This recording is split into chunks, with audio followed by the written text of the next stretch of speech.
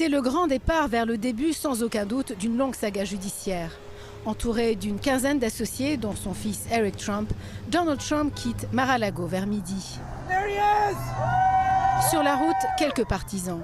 Il rentre rapidement dans l'édifice où il passera la nuit, le Trump Tower. La presse du monde entier est là pour ce moment sans précédent.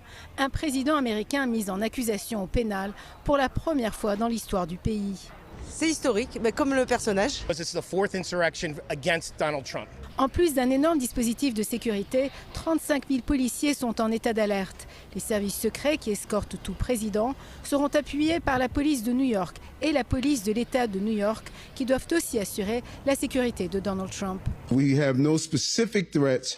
People like Marjorie Taylor Greene, be on your best behavior. On n'a pas de menace spécifique, dit le maire de New York, mais des gens comme Marjorie Taylor Greene qui propagent un discours haineux devront bien se tenir.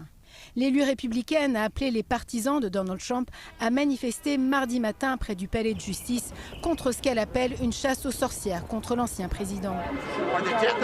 Mais ses partisans étaient peu nombreux devant l'édifice Trump Tower. À New York, les partisans de l'ancien président demeurent minoritaires. Drapé de faux dollars, Marni Alassa affirme qu'il est temps que Donald Trump soit face à la justice. He was racist, Islamophobic, the Muslim ban. He wouldn't show his taxes, and then when he did show his taxes, he didn't pay any tax. Les chefs d'accusation contre l'ancien président sont toujours sous scellé. Ses avocats évaluent maintenant leurs options. Evaluate all our legal options and pursue everyone most vigorously. Donald Trump se rendra au palais de justice de Manhattan sous haute escorte policière, un trajet qui risque de durer au moins une demi-heure.